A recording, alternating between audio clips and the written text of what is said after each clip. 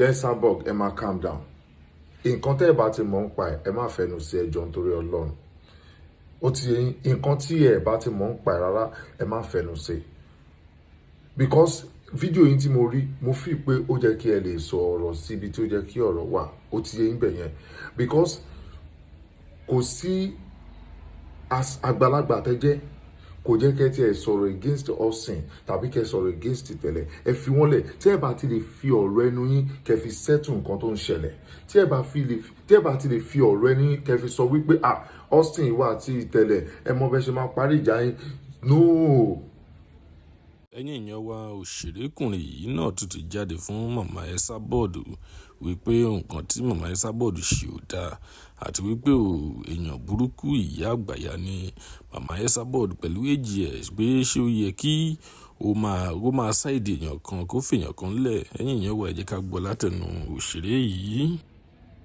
Because tó bá jẹ́ pé wọ́n fún yín lówó pé ká ṣe fídíò yẹn ni, àwọn tó wá fún yín lówó wọn wá fún yín ní full story, wọn ò fún yín ẹ̀kọ́ ń ré story lórí ẹ̀ ń mú lábẹ́ ẹ̀ ń mú láàrin nǹkan tí ò jọra wọn òun lẹ́ ń sọ. No, why now? Kò jẹ́ kó lọ bẹ́ẹ̀ yẹn náà màmá. Àgbàlagbà nìyẹn. Ó jẹ́ kí ẹ fi àgbàlagbà yín, ó jẹ́ kí ẹ fi tó lérin, kò jẹ́ kí ẹ fi àgbàlagbà yín kẹ́ máa fi ṣe nǹkan tẹ̀ ń ṣe yìí. ESABOD, ẹ jẹ́ kí n sọ nǹkan kan fún yín tẹ́ mọ̀ lẹ́nu. Ṣé láwọn méjèèjì tẹ́ ń sọ̀rọ̀ ọ̀rẹ́ ni wọ́n o. Ó ti yé yín bẹ̀ yẹn. But ìjà lè dé kó ní dòwe. Gbogbo wa la mọ̀ yẹn. Ó yé yín, ó lè dá àárín méjì kó má jọjọ́ rẹ̀ mọ́. Ó lè dá àárín méjì kó jọ́ rẹ̀ ṣẹ́ lásán náà ṣe.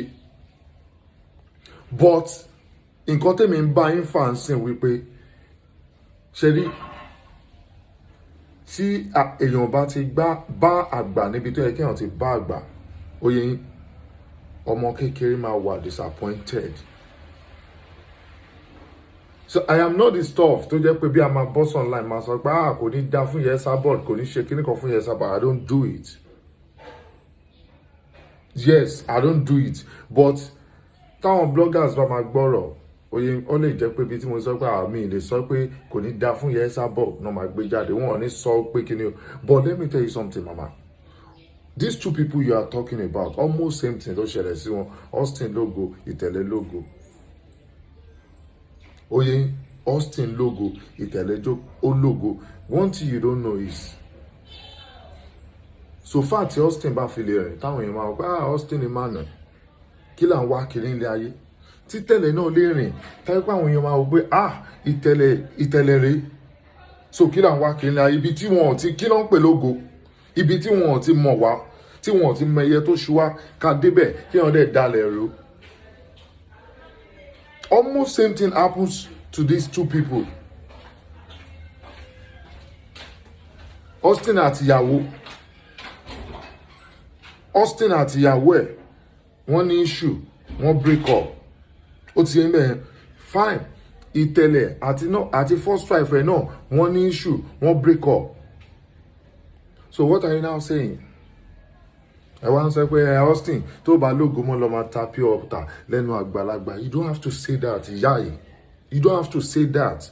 Ẹ má yẹ kó dìgbà tó yẹ pé àwọn ọmọ kékeré online everybody ń fàjà, but ẹ má yẹ kó dìgbà tó yẹ pé àwọn ọmọ kékeré máa bẹ̀rẹ̀ sí máa náwó sí i lójú. No, now mọ́mì, ọ̀rọ̀ ẹnu yẹn kí la fẹ́ fi mọ̀ ẹ́ pé òkè àgbàlagbà nìyá, ọ̀rọ̀ àgbà ló jẹ́ kó jáde lẹ́nu yín pé òkè ọ̀rọ̀ jáde, àṣẹ tẹ̀lé, lágbájá àti lágbájá ẹ̀yanjú ọ̀rọ̀ ara yín. Ẹ wá ń fa orí apá kan, ẹ̀ ń dá kan sí. It is unfair, ìyá. Ẹ bèrè story, ẹ jẹ́ káwọn tó mọ̀ ń pa story, ẹ jẹ́ kí wọ́n sọ fún yín. Ẹ má máa rí story lórí, ẹ má máa mú àtàmọ̀ tàbí kí ẹ máa parọ́ lórí nǹkan tí ò jẹ́ kó. Ìyá, ẹ fi ọwọ́ síbi tọ́wọ́ ń gbé. Ọ̀rọ̀ tó wà nílẹ̀ yìí kò ń ṣọ̀rọ̀ tó kàn yín. Ẹ rí pé ìgbà táwọn méjèèjì gan jọ ní issue, kò sẹ́ni tó fẹnu sí. Because we all know these people are friends. So fẹnu sí. So kí ni tẹ̀yin tẹ́ ẹ̀ mọ̀ bí everybody ṣe jọ bẹ̀rẹ̀? Ẹ̀yin gan bẹ́ẹ̀ ṣe wà lè sọ pé ẹ gbóòórùn Austin rí. ipe ok nígbà tí fíìmù tí ẹ ṣì tá à ń ṣe tí everybody ń lọ ẹ lè sọ pé ẹ gbóòórùn Austin Emmanuel rí àfi tí ẹ bá fẹ́ boná Ọlọ́run mọ́ra.